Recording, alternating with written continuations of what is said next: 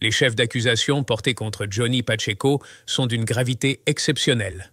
Actuellement en Finlande, il se trouve dans une situation critique où sa sécurité est directement menacée. Cette affaire suscite de vives inquiétudes et mérite une attention particulière tant sur le plan judiciaire que sur le plan humain.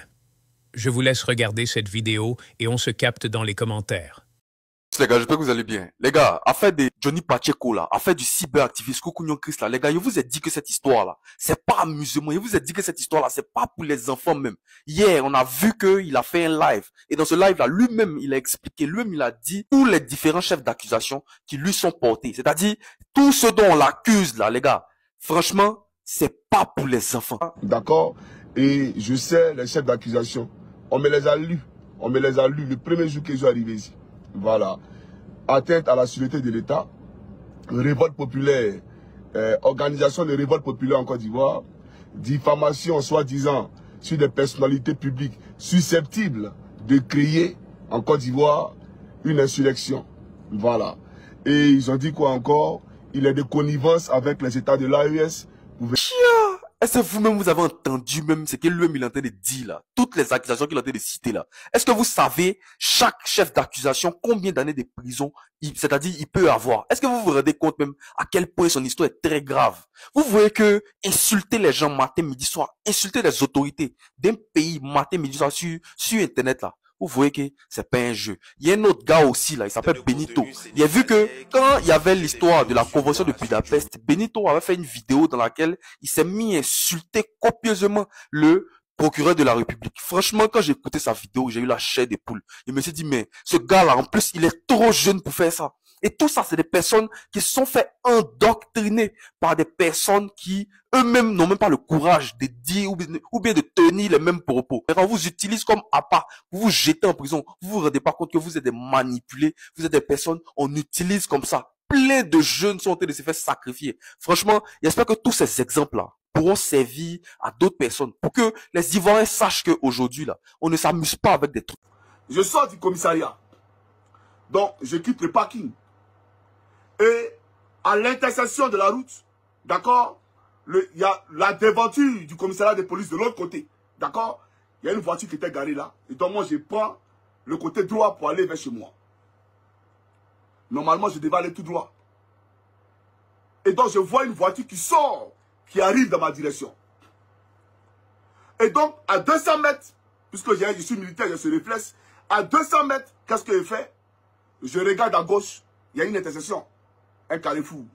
Donc, j'ai dit, ok, au lieu d'aller tout droit, c'est pas bon, c'est un dénudé, c'est pas bon. Donc, j'ai mené mon combat, je prends à gauche. Et dès que j'ai pris à gauche, lui, il a clignoté pour prendre à gauche. Donc, automatiquement, même pas 20 mètres, j'ai garé. Pour voir s'il va passer.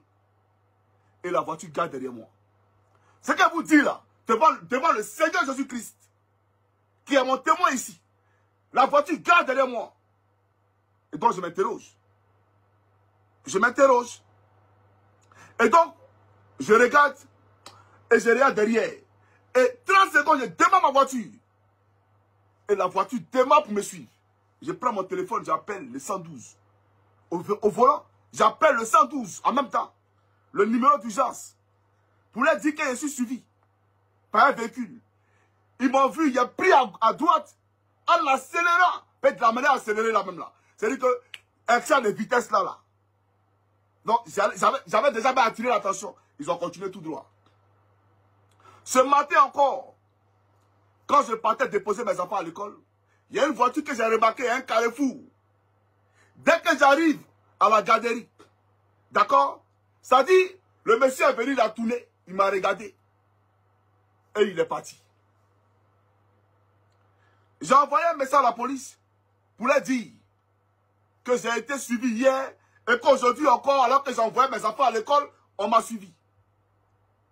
Ils m'ont demandé la plaque d'immatriculation des véhicules. Malheureusement, je n'ai pas pris la plaque d'immatriculation des véhicules. Parce que mes enfants étaient pressés. Donc en courant, j'ai vu le gars qui me regardait et je me suis rendu compte que j'ai déjà vu ce gars-là, mais il y a 8 minutes, quelque part là-bas, il a fait tricolore, il était derrière moi. Et là, il tourne automatiquement, moi je suis déjà devant le portail. Donc je n'ai pas eu le temps de prendre les plaques d'immatriculation.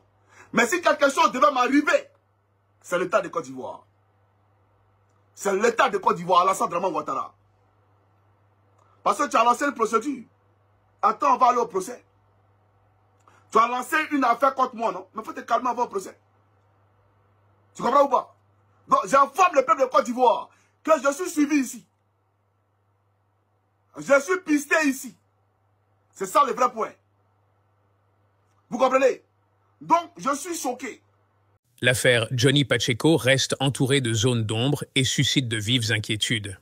Entre gravité des accusations et menaces potentielles en Finlande, son avenir paraît plus incertain que jamais. Nous continuerons à suivre de près l'évolution de cette situation. Merci d'avoir regardé cette vidéo et n'hésitez pas à partager vos avis en commentaire.